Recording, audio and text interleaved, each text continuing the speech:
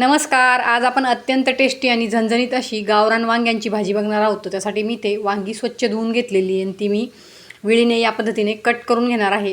आडवा आणि उभा असा आपल्याला याला कट देऊन घ्यायचा आहे आणि आपल्याला चेक करून घ्यायचं आहे की वांगं कुठेही किडलेलं आहे की नाही.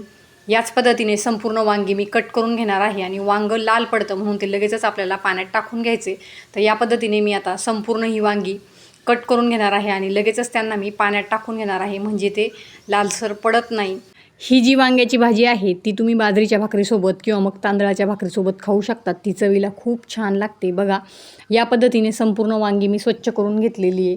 आता मी इथे भाजीसाठी काय काय मसाला घेतलेला आहे तो तुम्ही इथे बघून घेऊ शकतात. लाल मिरच्या, लवंग, मिरी, खोबरं, लसूण, कोथिंबीर, भाजून घेतलेला कांदा, थोडीशी हरभऱ्याची डाळ आणि धने घेतलेले. तुम्हाला जर हरभऱ्याची डाळ वापरायची नसेल तर तुम्ही तिथे थोडीशी बाजरी किंवा मग तांदूळही वापरू शकतात.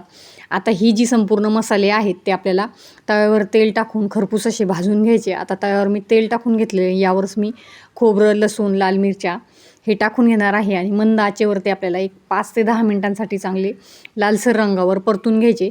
या पद्धतीने आपण मसाला परतून घेतल्यास आपल्या भाजीची चव खूप छान लागते.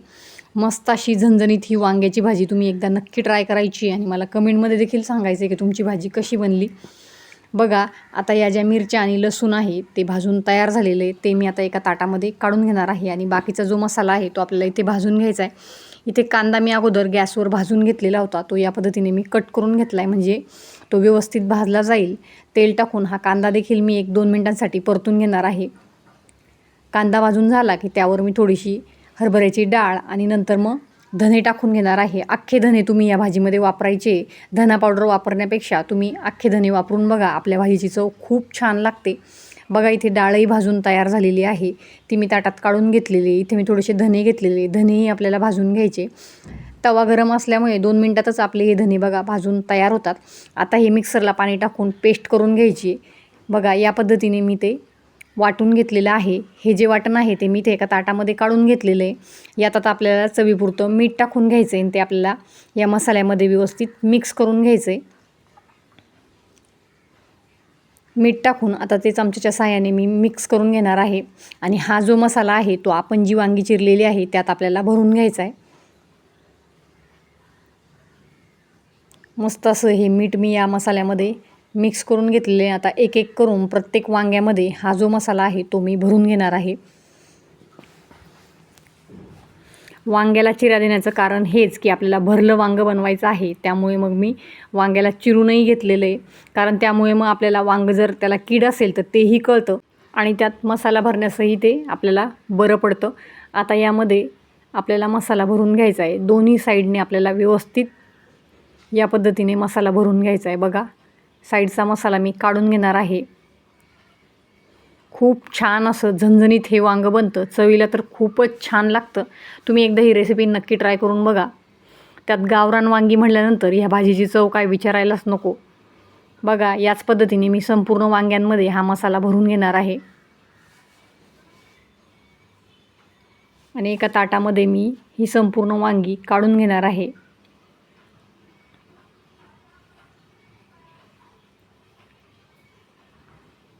याच पद्धतीने मी या संपूर्ण वांग्यांमध्ये इथे मसाला भरून घेतलेला आहे. आता आपण भाजी बनवायला घेऊया. तर त्यासाठी मी इथे कढाईमध्ये थोडंसं तेल टाकून घेतलेलं आहे. तेल गरम झालं की त्यात आपल्याला थोडीशी कोथिंबीर टाकून घ्यायची आहे. नंतर मी इथे काही मसाले टाकणार आहे, ज्यात मी लाल तिखट, गरम मसाला, हळद पावडर टाकून घेणार आहे. धने ऑलरेडी आपण भाजून घेतलेले असल्यामुळे आपल्याला धना पावडर टाकण्याची इथे काहीही गरज नाही. आता हे जे मसाले आहेत ते 2 मिनिटासाठी आपल्याला तेलामध्ये व्यवस्थित परतून घ्यायचे आहेत. हे जे मसाले आहेत ते आता 2 मिनिटासाठी चमच्याच्या साहाय्याने हलवत आपल्याला भाजून घ्यायचे. नंतर यात मी मसाला भरलेली वांगी टाकून घेणार आहे आणि तीही 2 मिनिटासाठी या मसाल्यामध्ये कोट करून तळून घेणार आहे. बघा, मसाला भरलेली वांगी मी यात टाकून घेतलेली आहे आणि ती आपल्याला आता उलटपलट करून एक 5 मिनिटासाठी या मसाल्यामध्ये छान अशी परतून घ्यायची. झणझणीत अशी आणि चवीला अप्रतिम अशी ही वांग्याची भाजी लागते. तुम्ही एकदा ट्राय केली तर तुम्ही तिची चव विसरूच शकणार नाही, याची मी तुम्हाला 100% गॅरंटी देते. आता या पद्धतीने हे जे वांगे आहेत ते मी तेलामध्ये परतून घेणार आहे. नंतर आपण जो मसाला वाटून घेतलेला होता तोही यातच टाकून घ्यायचा आणि या तेलामध्ये तो आपल्याला परतून घ्यायचा आहे. हा बघा, हा जो मसाला आहे तो मी यात टाकून घेतलेला आहे. मिक्सरमध्ये राहिलेला मसाला यात टाकून घ्यायचा आहे आणि हा मसाला देखील आपल्याला चांगला तेल सुटेपर्यंत परतून घ्यायचा आहे. दिसतानाच बघा भाजी किती छान अशी दिसते. मसाला इतका छान तळला जातो आहे. वासही खूप सुंदर येतो आहे. याच पद्धतीने आता हे 5 मिनटासाठी चांगलं आपल्याला परतून घ्यायचं आहे, म्हणजे मसाल्याला छान असं तेल सुटतं. आता यामध्ये आपल्याला पाणी टाकून घ्यायचं आहे. साधारण 1 तांब्या एवढं पाणी मी यात टाकून घेणार आहे. आणि मसाल्याला हा जो कलर येतो तो आपण कांदा भाजून घेतल्यामुळे छानसा कलर येतो. आता यावर झाकण ठेवून 10 मिनिटांसाठी आपल्याला हे वांगं शिजू द्यायचं आहे. तर बघा 10 मिनिटांनंतर झणझणीत अशी आपली ही वांग्याची भाजी बनवून तयार झालेली आहे. ती तुम्ही बाजरीच्या भाकरीसोबत किंवा मग तांदळाच्या भाकरीसोबत एन्जॉय करू शकतात. रेसिपी आवडली तर चॅनल नक्की सबस्क्राईब करा आणि व्हिडिओ शेवटपर्यंत बघितल्याबद्दल धन्यवाद.